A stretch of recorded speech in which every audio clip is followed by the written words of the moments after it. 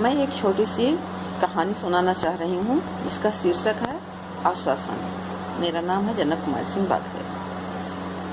आज प्राची का मन बहुत व्यग्र था। उसका दिल दिमाग बिल्कुल काम नहीं कर रहा था। हृदय बाघ के वज्र से छलनी की भांति उसको दीर्ण किया जा रहा था। क्या करे, कहाँ जाए, कैसे आगे बढ़े, कुछ सूझ नहीं रहा था। सोचते सोचते करवटें बदलते बदलते पता नहीं कब नींद के आगोश में समा गई, चिंता के सागर में डूब गई। वह नींद में भी आगे बढ़ने का रास्ता ढूंढ रही थी। जब बाहर निकली तो देखा माँ कॉलोनी के गलियारे में कुछ देखती हुई खड़ी है। माँ को देखकर वह आश्चर्यचकित सी हो गई। अपने दर्द को मन में दबाते हुए माँ से पूछ पड़ी, माँ आप यहाँ?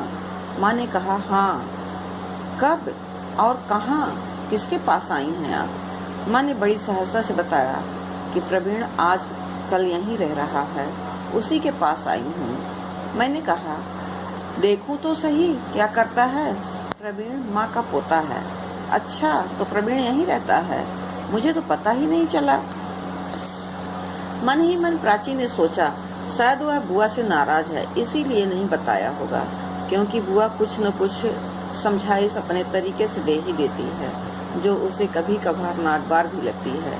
प्राची को भी साफ साफ समझ में आता है, पर वह भी बाज नहीं आती। प्राची ने पूछा, तो कहाँ रहता है वह? माँ बोली, इसी गलियारे के अंदर की कॉलोनी में। अच्छा, तो इधर से अंदर जाने का रास्ता है क्या? हाँ है ना, माँ ने बताया। उसी रास्ते से होकर प्राची आगे बढ़ गई। शायद बाजार में कुछ काम होगा। बाजार गोल गोल चक्करदार एक अहाते में बना है, जहाँ आवश्यकता की सारी वस्तुएं मिल जाती हैं। बाजार का काम करने के बाद उसे वापस जाने का मार्ग समझ में नहीं आ रहा है। चारों तरफ ऊंची ऊंची दीवारें रास्ता रोके खड़ी हैं। वह घबरा गई। शाम का समय था, अंधेरा पूरी तरह से छा गया था। अभी स्ट्रीट लाइट भी नहीं जली थी। शायद आज स्ट्रीट लाइट में उसमें कुछ खराबी आ गई होगी। परेशान प्राची इधर उधर रास्ते की खोज में ही थी कि उसे एक बड़ा सा कुआं दिखाई दिया। उसमें चारों तरफ ऊंची ऊंची पक्की जगत बंधी हुई है। प्राची ने देखा कि एक बाल्टी में पानी भरा हुआ रखा है तथा वहीं पास में एक गिलास भी रखी हुई है। उसे रास्ता तो सूझ नहीं रहा था, अतः उसने सोचा चलो एक गिलास पानी ही पी लिया जाए। जब वह पानी पीने के लिए कुएं के पास पहुंची तो देखी कि एक अधेड़ महिला सफेद साड़ी में लिपटी हुई बाल्टी की तरफ पीठ किए हुए बैठी है, शायद कुछ कर रही है। प्राची ने चुपचाप गिलास से पानी लिया और पीने लगी।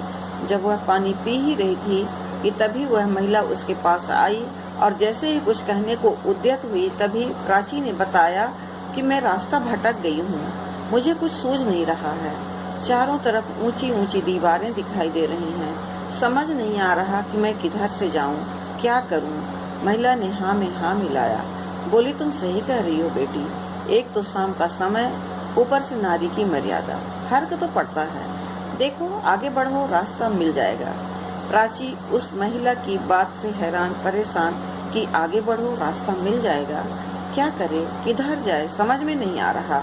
लेकिन रुक भी तो नहीं सकती थी, बढ़ना तो पड़ेगा ही। अतः वह आगे बढ़ी। देखी आगे एक चौड़ी सी सड़क दिखाई दी जो उसके मंजिल की तरफ जा रही है।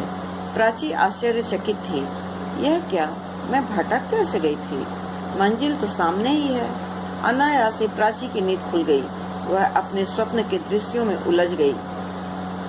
उसे समझ नहीं आ रहा था कि माँ स्वतः स्वप्न में आकर क्या उसे रास्ता बता रही थी कि गलियारे से होकर भी मंजिल पाई जा सकती है। फिर यह ऊंची ऊंची दीवारें क्या थी जो मेरा रास्ता रोके खड़ी हुई थी। बाजार में कुआं, कुएं में पानी, पानी से भरी बाल्टी और गिलास तथा उस अधेड़ महिला का दिया हुआ आश्वासन, यह सब क्या था। कम से कम आधे घंटे तक आंख बंद किए हुए प्राची अपने सुप्तावस्था के घटनाक्रम में खोई रही, चिंतन मनन करती रही। तब उससे छन कर आया कि ऊंची ऊंची दीवारें हमारा मनोबल होगा, जो जितना कमजोर होगा दीवारें उतनी ही ऊंची होगी। कुआं धैर्य का प्रतीक है, जो जितनी गहराई में उतरेगा उसको उतना ही स्वच्छ और निर्मल नीर धारा मिलेगी। उससे जो बाल्टी भर भर कर शुभ्र भागों को निकालेगा और थोड़ा थोड़ा गिलास भर भर कर जन जन तक पहुँचाएगा, तो उसके दिए हुए निर्मल नीर से जनमानस तृप्त हो जाएगा। प्राची का मन हल्का हो गया। वह उस महिला की बातों को ध्यान में रखते हुए संपर्क सूत्र की खोज में प्रयासरत हो आगे बढ़ी। उसने देखा कि यह तो चमत्कार हो गया, ठीक उसी तरह जैसे पास ही उससे उसके मंजिल की सड़क दिखाई दी थी। आगे का रास्ता भी सुगम होता चला गया। पहला संपर्क सूत्र ही सहयोग के लिए तत्पर मार्गदर्शक बन गया।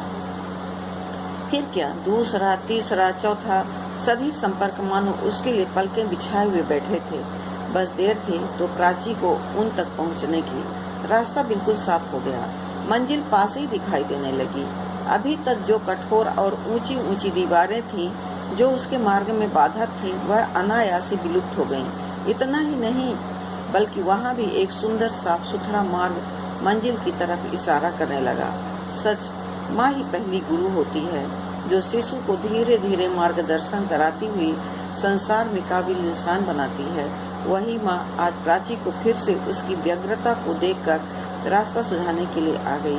प्राची की अधीरता को देखते हुए आश्वस्त कराने के लिए शायद प्रज्ञा की देवी माँ सरस्वती ने ही उस महिला का रूप धारण किया होगा, मंजिल में आगे बढ़ने के लिए मनोबल दिया होगा। वही प्रज्ञा और मनोबल ही तो है जो आज कागज और मस को एकाकार कर रहा है, भावनाओं को शब्द चित्र से उकेर रहा है, शुभ्र धवल भाव लिंग भेद को चीरता हुआ, कठिनाइयों को धकियाता हुआ, आत्मविश्वास के साथ जन जन की प्यास बुझाने के लिए अभिप्रेरित कर रहा है। कह रहा है, आइए अपनी प्यास बुझाइए और अपने लक्ष्य की तरफ अग्रसर हो जाइए। मंजिल पलक पांवड़े बिछाए हुए आपके अभिनंदन का इंतजार कर रही है। अब प्राची अपने मंजिल की तरफ आत्मविश्वास के साथ बढ़ने लगी। धन्यवाद।